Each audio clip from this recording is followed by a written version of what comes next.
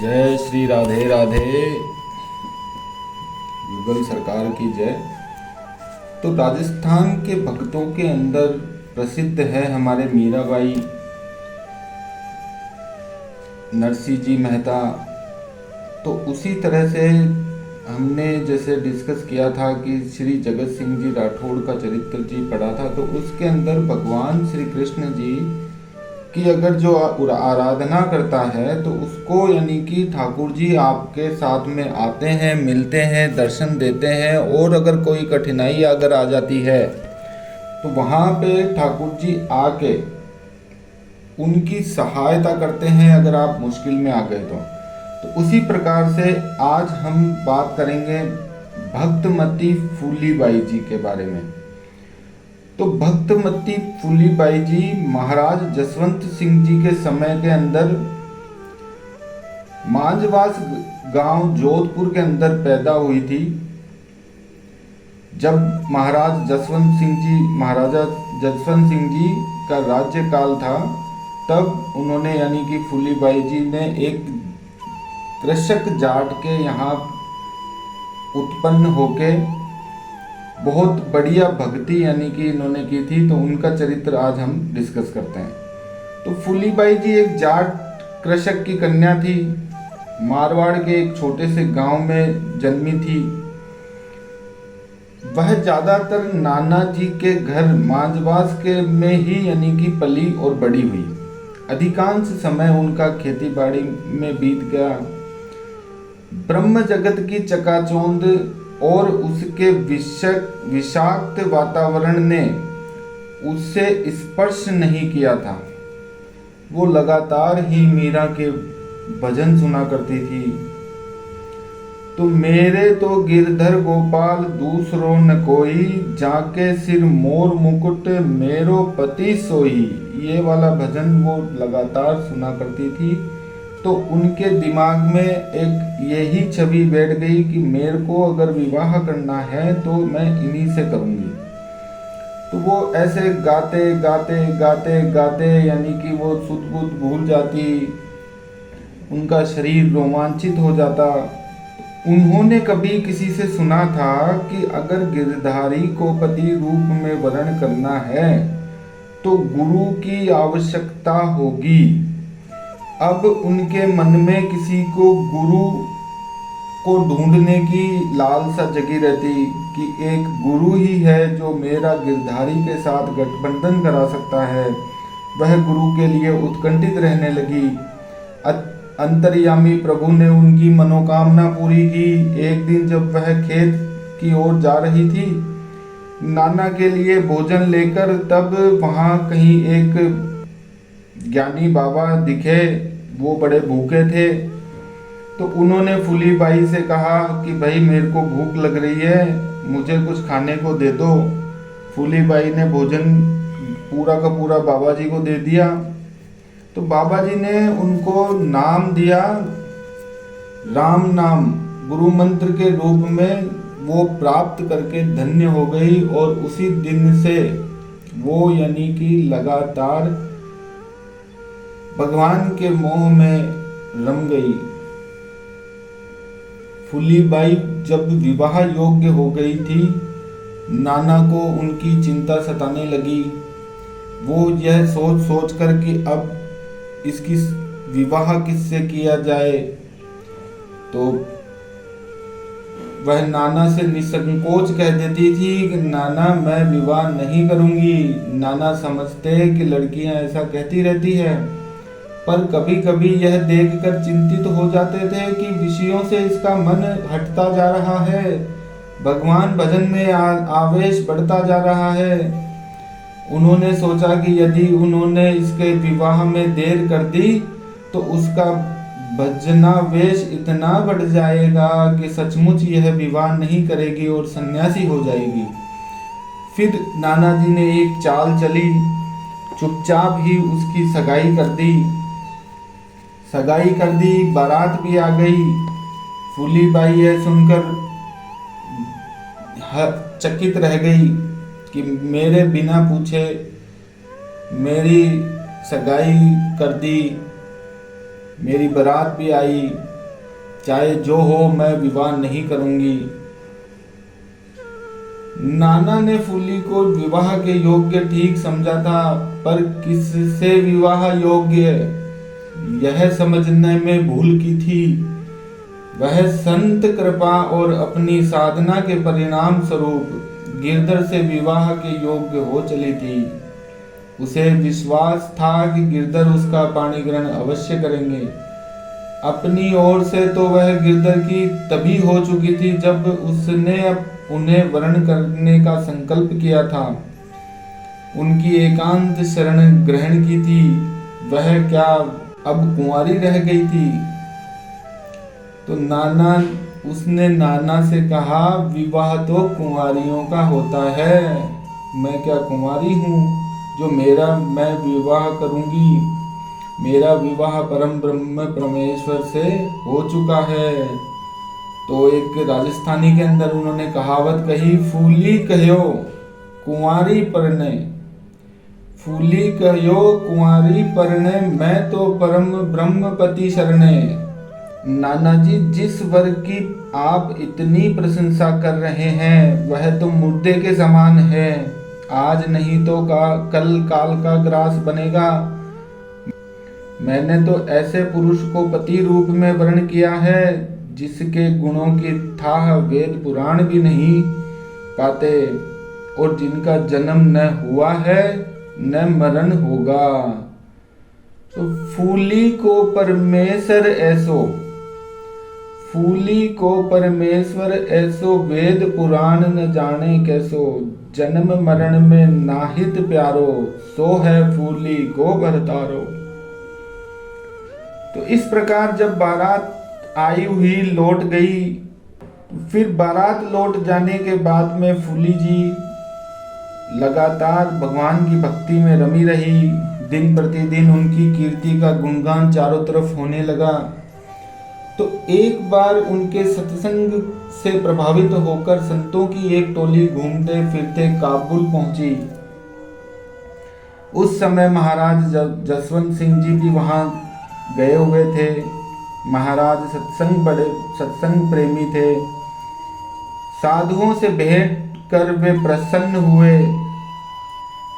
प्रसन्नतावश साधुओं ने उनको वहां के फूली बाई की चर्चा की, तो उनके महाराज जसवंत सिंह जी के मन में भी यही विचार आया कि जाके एक बार फूली जी से मिलूं, ताकि मैं उनके दर्शन कर सकूं, उनके साथ में सत्संग कर सकूं।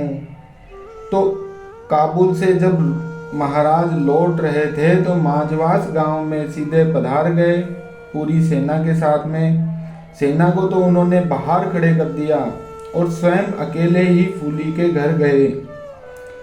फूली उस समय गोबर के कंडे बना रहे थे। तब महाराज जी उनके जाके पास में खड़े हो गए। उसने महाराज की ओर एक बार उड़ती नजर से देखा, फिर अपने काम में लग गई। महाराज के स्वाभिमान को धक्का लगा। उनकी ऐसी उपेक्षा पहले किसी ने कभी नहीं की थी, न किसी ने साहस किया था। यह ठीक है कि महाराज ने अपना परिचय उन्हें नहीं दिया, पर क्या फूली उनको देखकर, उनके रेशमी पगड़ी, रेशमी साफा, ये देखकर क्या पहचान नहीं पाई? फिर भी फूली जी ने उनकी तरफ ध्यान नहीं दिया। अचानक गोबर का एक छींटा महाराज के वस्त्रों पर पड़ गया। फूली ने यह देखा, पर देखकर भी अनदेखा कर दिया, जैसे कुछ हुआ ही नहीं। तब महाराजा का रजोगुण उद्दोप्त हो गया। वे मन ही मन कहने लगे कि ये हाथों से गोबर को दाग छुड़ाया। बोले कि मैं तो यहाँ तुम्हारे पास में सत्संग करने आया हूँ, मैं तो महाराज होकर आया हूँ। सोचा था सत्संग करेंगे, तुमने मेरी तरफ एक बार भी पलटकर नहीं देखा और गोबर का छींटा डाल मेरे वस्त्रों को गंदा कर दिया। तो फूली जी ने राजस्थानी के अंदर एक कहावत कही कि रजोगुण तो नहीं गयो, रजोगुण, जो 3 प्रकार के गुण होते हैं, सतगुण, रजोगुण और तमोगुण। तो जो बीच का होता है वो रजोगुण। तो रजोगुण तो नहीं गयो आयो करण समाज। समाज वृंदावन में भगवान के जो भजनों को, कीर्तनों को व्याख्या के साथ में गाया जाता है उसे समाज कहते हैं। तो रजोगुण तो नहीं गयो आयो करण समाज, ऊंचो पीछो कहाँ करे निहचल कर ले मन, झुग्गो सिर की पागड़ी माटी मिलसी तन। मिट्टी में मिल जाएगा सारा का सारा तन। झुग्गो सिर की पागड़ी, जो झुग्गा होता है जिसको कहते हैं आपके चोला, तो ये सब के सब मिट्टी में मिल जाएगा। माटी सूही उपजो, मिट्टी से ही व्यक्ति उपजता है, फिर माटी ही हुयो जाए, मिट्टी भी हो जाएगा। फूली कहे राजा सुनो कर लो भजन उपाय। अभी समय है, फूली जी ने कहा कि राजा भजन करने का उपाय सुन लो। स्वान कान जुम्बक बखे, कुत्ते का कौवे, ये सब गिद्ध, ये सब नोच नोच कर खा जाएंगे। जल बल होसी खेह, ऐसी गंदी देह को ऊंचो करियो के है। इतनी गंदी देह का ऊंचा करके क्या करोगे। तो इस तरह से फूली जी ने इनको जवाब दिया। तब महाराजा समझ गए कि मैं बहुत ही बढ़िया सत्संग प्रेमी के साथ में आया हूँ, क्योंकि महाराजा खुद एक ज्ञानी व्यक्ति थे जिन्होंने खुद ने यानी कि कई इतनी बड़ी बड़ी कथाएं लिखी थी, कई कई किताबें लिखी थी जिनके अंदर ये चीज़ें खुद उन्होंने लिखी थी, लेकिन अपने जीवन के अंदर उतार नहीं पाए। और उनसे विनम्रता हाथ पूर्वक का हाथ जोड़कर कहा, फूली बहना तुमने मेरा बड़ा उपकार किया है, मुझे और भी तुमसे बहुत कुछ लेना है। मैंने आज से तुम्हें अपना धर्म बहन बनाया है। कहने के साथ ही उन्होंने 5 स्वर्ण मुद्रिकाएं उसके सामने निकाल कर रख दी। महाराजा का विनम्र भाव देख फूली के भी भाव में परिवर्तन हुआ। उसने सोचा कि वे उपेक्षा के नहीं स्नेह के पात्र हैं। स्वर्ण मुद्राओं की ओर देखते हुए उसने महाराज से कहा, यह सब कुछ नहीं चाहिए, मेरा आपका तो भक्ति का संबंध है। भक्ति के संबंध में मैं आपकी बहन हूँ। आप मेरे घर आए हैं तो मेरा आतिथ्य स्वीकार करें। अब प्रभु बोले कि आप मेरे घर पधारे हैं महाराजा जी, मैं आपका इतना आदर सत्कार करूंगी, लेकिन गरीब जाटनी हूँ, राजो सत्कार तो नहीं कर सकती कि जो राजाओं महाराजाओं का होता है, पर मेरे पास जो रूखा सूखा है, बाजरे के रोट है, राबड़ी है, वह आपको अवश्य स्वीकार करना होगा। दोए दोए डाबरा राबड़ी, दोए दोए खोकर रोट, रुच रुच जीमो प्रीत सु घर फूली के आज। तो 2-2 डाबरा राबड़ी के और 2-2 बाजरे के रोट, रुच रुच जीमो, मेरे घर आए हुए हो आप महाराज। महाराजा उनका प्रेम पूर्ण आदर टाल न सके। उसने उनके लिए आसन बिछाया, वे उस पर बैठ गए। तब फूली जी ने कहा, आपके साथ जो सैन्य सामंत हैं उन्हें भी भोजन के लिए बुला लें, वे क्या यहाँ से भूखे चले जाएंगे। महाराज विस्मित हो गए, विस्मित नेत्रों से उसके देखने लगे। वे कुछ कहने से पूर्व ही वह बोली, हाँ हाँ आप चिंता न करें, मेरे पास कुछ नहीं है, पर प्रभु के भंडार में कमी नहीं है, वे सब पूरा करेंगे। फूली बाई जिस विश्वास से यह बात कही, उसे देख महाराज चकित रह गए। उन्होंने समझ लिया कि आज कुछ न कुछ चमत्कार होने वाला है, और सभी सैन्य सामंतों को वहां पे बुला के उनको पंक्ति से भोजन के लिए बैठा दिया। सैनिक भी समझ रहे थे कि जाटनी के पास क्या है, क्या ये हमारी इतनी सेवा कर पाएगी, क्या ये हमारी हंसी करने के लिए यहाँ पे बुलाया है, क्या ये हमें भोजन करा पाएगी। सबके लिए भोजन बिना किसी प्रकार की पूर्व तैयारी के कहां से आएगा और कैसे आएगा। इस तरह से सबके मन में शंकाएं चल रही थी।